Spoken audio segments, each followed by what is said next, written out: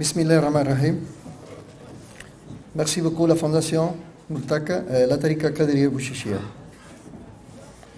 Mon intervention, je vais parler français, mais normalement je parle espagnol. Le poète Jean-Paul disait que les livres sont des lettres volumineuses dirigées aux amis. Il remarquait ainsi les sens humanistes que le succès de se faire des amis à travers les textes enferme, mais surtout, comme dans ce cas, le succès de créer des ponts entre deux gens séparés par distance physique et culturelle. Des distances qui se sont produites à cause de l'interprétation de la réalité différente. Une réalité qui doit obligatoirement être partagée car ce monde est le foyer commun des vivants. Dans les anciens que les modernes, mystiques nous apprennent qu'au niveau microcosmique, la réalité entière est sans continu, sans distinction de matière et d'énergie, qui adopte des formes infinies et à différents niveaux, ou strates. Chacun de ces éléments que nous reconnaissons après comme des êtres détenant en sein et annulant en soi, configurés dans une holarchie qui rapporte un ordre de structure des plus simples aux plus complexes. Des structures complètes en soi-même enracinées dans un tout unique et conséquence partageant tout. Imaginons par exemple l'ensemble des lettres. Elles portent en soi un sens et une valeur, mais quand elles forment un mot, elles acquièrent une valeur et un sens nouveau. Et de même quand elles forment des phrases, et puis quand nous avons des phrases complètes, et ainsi de suite, jusqu'à terminer un discours ou un livre. Et quand nous nous situons dans une bibliothèque ou dans la web, nous montons d'une strate, nous montons de niveau. Et des strates quand le pollen féconde une fleur et elle nous donne son fruit. Ou quand un huile est fécondé et il crée un être vivant. La question est dans l'ordre de la création. Dans quel lieu de l'échelle seriez-vous situé? On comprend ainsi que tout, d'une petite poussière à un ensemble de galaxies avec tout ce qu'elle pourrait contenir. Tout est élaboré avec la même chaîne d'éléments. Tout est une tapisserie infinie de particules unies par des fils dorés de force de l'énergie, comme une toile lumineuse qui maintient la cohésion et génère le cosmos. L'ordre sans chaos. Les cratères, en émanant, en coulant constantement au niveau subatomique, depuis les portes ouvertes de la ville, finit par tout remplir. Il est toujours occupé, sa créativité ne cesse jamais. Le philosophe Friedrich Nietzsche, si grand derviche caché, le décrivit à la manière d'Héraclite, dit l'obscur, comme une mer de force. Ce monde est une immensité de force sans début ni fin, comme un jet d'ondes et d'énergie qui est un et multiplié à la fois, qui s'accumule ici et en même temps se rétrécit là. Une mer de force qui coule et se secoue entre elles. Un monde qui se transforme éternellement avec des années de retour infini. Un monde avec un flux et un reflux de ces formes qui se développent de plus simple au plus complexe. Un monde qui passe de la plus calme, froid et rigide au plus ardent, sauvage et contradictoire, et qui après l'abondance, il retourne à la simplicité. La nature entière s'efforce donc de montrer la fantaisie de la diversité et de veiller sur l'unité et la continuité, mais en revanche, elle nous envoie des intuitions de première et de dernière, des visibles et de cachés l'occulte. Rumi, dans son fascinant poème des atomes, et acceptant les théories des anciens atomistes Leucippe et Démocrite, voit dans ces particules indivisibles les micro-briques chargées d'énergie et d'informations précises. Les artifices de la réalité comme des pièces animées d'un grand Lego cosmique qui se rend suivant des instructions extrêmement précises. Ô jour, lève-toi. Les atomes dansent, les âmes éperdues d'extase dansent. La beauté céleste, à cause de ces êtres dansent. À l'oreille, je te dirai où l'entrance danse. Tous les atomes qui se trouvent dans l'air et le désert sachent bien qu'ils sont épris comme nous, et que chaque atome, heureux ou malheureux, est étourdi par le soleil de l'âme inconditionnelle. Ibn Arabi, docteur Maximus, Cheikh l'Akbar, disait que la nature entière est décidé à adorer Dieu. La totalité du cosmos et l'être humain en sont les serviteurs. Les fleurs les glorifient comme Seigneur du soleil, et de la terre et de la pluie, tandis que les abeilles les glorifient comme Seigneur des fleurs. Tout dans la nature est prévu pour cela. On peut pressentir ici, et dans d'autres textes de la tradition soufie, une importante complicité avec la théorie des strates de Nikolai Hartmann, philosophe allemand décédé en 1950, qui perçut clairement l'évolution des êtres et les liens occupés par l'être humain dans cette évolution. Cet auteur précima 4 couches de l'être qui, grâce à sa 6 formations mutuelles, constituent la réalité dans sa totalité. En première, les choses inanimées forment les couches matérielles, fondamentalement dont traite le physique. En deuxième, les êtres avivés, c'est-à-dire les êtres vivants qui forment la couche du biologique. En troisième, les êtres animés ou avec psyché qui forment, grâce à leur expérience conscience, la couche de la psychologique. Et en quatrième, les êtres spirituels, qui à cause de la conscience d'eux-mêmes et de la pensée, forment la couche du spirituel. C'est l'être humain. Le cheikh Chokron disait à ce propos, l'alchimie la plus importante est celle de réussir à vivre l'extraordinaire et l'ordinaire simultanément. Mais pour cela, on doit percevoir la lumière de Dieu. Il y a une lumière subtile et une autre dense. Celle-ci, nous la percevons à travers les yeux. Mais comment percevons-nous la lumière subtile? À travers le regard spirituel. Pour répondre à cette question, rien de mieux que de faire appel à Ken Wilber, écrivain et penseur américain né en 1949, et sa théorie des 3G de la connaissance.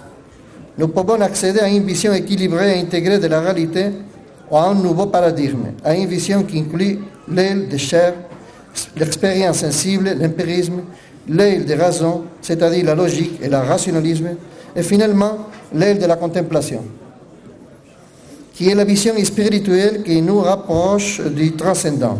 Celui-ci est le paradigme intégrateur du soufisme et d'autres traditions gnostiques et mystiques. Le soufisme est l'essence de la dégustation et la contemplation. Mais pour que l'on puisse activer ce sens spirituel, il faut raffiner l'âme, la libérant des liens, de l'ignorance, de la passion ou de l'égoïsme, des vices, des maux, de l'ego, en définitive, c'est-à-dire que mon sens spirituel est caché sur le voile de l'ego, parce que l'âme inondée par l'ego et ses passions devient impénétrable et ne peut pas être remplie de l'esprit universel. Le processus d'ouverture spirituelle arrivera néanmoins de force à l'humanité et se renforçant la connexion entre l'esprit individuel et l'esprit universel. Cette sagesse contemplative que l'on communique dans le soufisme par la transmission du secret de Cheikh al-Mourid, le secret du cœur, le sir al-qalb, cette métempsychose ou nomadisme de l'âme à travers les différents strates fut déjà résumée par Rumi dans un poème à la fin de son illustre œuvre El Matanaoui. Je suis mort minéral et je me suis fait plante. Je suis mort plein et je me suis élevé à l'animal. Je suis mort animal et j'ai été homme. Pourquoi devrais-je craindre quand j'ai été mort à ma mort, mais je mourrai de nouveau comme un homme, pour m'élever jusqu'aux anges bienheureux. Mais aussi comme ange, je devrais mourir, tout doit périr sauf Dieu. Un dicton soufi dit, Dieu voulut se faire connaître et il créa l'homme pour être connu. D'après cela, et tout ce que nous venons de présenter, nous pouvons affirmer que toute cette évolution de l'être humain, sans entrer dans les détails ou en discuter, ce rangement holonique nous mène vers la présence de la conscience spirituelle qui génère la possibilité de la question métaphysique. Le développement de l'intelligence nous a permis le questionnement sur le désiré. Le désir et la soif vont main de la main. Le besoin spirituel, un besoin qui n'est plus purement rationnel, mais nécessaire comme critère de vérification intellectuelle. Le besoin de trouver une réponse et un sens à l'agonie vitale et spirituelle, à l'angoisse et la nausée de l'homme sans sang. Combien de moments d'amour sont montrés par les êtres humains au cours de leur vie? Les moments de violence ou de méchanceté sont plus importants. Le boustan est un jardin de fruits. Le Gaullistan, c'est un jardin de belles fleurs. L'humanité est un ensemble de belles créatures qui fleurissent. C'est le Gaullistan de la vie avec des nuances créatives infinies. Et arrêtez les sourires des enfants, les jeux infinis des jeunes amants. Impossible de tout contempler, mais au moins admirer tout tant que possible avant qu'on ne mette pas fin à la vie contemplative de la créature créée pour contempler la création. Permettez-moi une petite digression morale. Dans un univers où la grandeur des choses n'arrive qu'à travers le partage, il ne doit pas étonner, par conséquent, que celui qui décide vivre dans la connaissance spirituelle doit apprendre à se défaire ou, au moins, apprendre à savoir partager ce qu'il possède. La conclusion de cette exposition, c'est pourquoi de nos jours, ceux qui sont incapables de voir ou de pressentir quelque chose au-delà, ces personnes voilées et enfermées par l'héros finissent par chercher la manière de se maintenir vivants hors de la limite de l'humanité. Quelqu'un veut geler leur corps avant de mourir pour essayer d'être ranimés sans cesse car ils sont toujours absorbés. Et ne se résignent pas à mourir ni à donner rien d'eux. Et ils s'accrochent à leur héros corporel, les considérant sa plus précieuse et seule possession pour eux. L'idole le plus important de tout être humain est l'héros même, installé dans le plaisir du vivant. D'autres personnes cherchant impatiemment l'immortalité à travers le développement de la technologie. C'est le cas des récents des greffes de tête ou l'essai de substitution du corps par une machine ou même la possibilité de vider la conscience personnelle dans un disque de la réalité virtuelle. Ce que l'on appelle de nos jours le transhumanisme. Le transhumanisme qui prend l'usage des mécanismes technologiques tels que la biotechnologie qui permet la manipulation génétique pour modifier ou améliorer les capacités humaines, ou que l'implémentation de la robotique en biologie, c'est-à-dire les cyborgs, terme dérivé du mot anglais cybernetic organisme. Les réseaux sociaux ont permis que l'ego augmente, grandisse et se rallonge sans limite, au-delà de soi-même, car il s'entend par le réseau global de cyberespaces virtuels. Ces procédés d'implémentation cybernétique sont en train de favoriser la formation de ce qu'on appelle la hétérogénèse de la subjectivité, c'est-à-dire que ce soit des autres, d'autres, ceux qui nous indiquent et délimitent notre pensée personnelle. De la même manière que les hétérotopies politiques de la mondialisation des villes et du monde sont en train de marquer rigoureusement les frontières et les limites. Les murs et les grilles qui nous obligent toujours à voir nos papiers, à être catalogués et inscrits, l'absence de liberté psychique et une relativité contrôlée qu'on veut extrapoler à la pensée pour enfermer la subjectivité. À mon avis, il est possible que le monde futur se divise en deux factions, comme il s'est passé depuis les origines de l'humanité, des sédentaires et des nomades.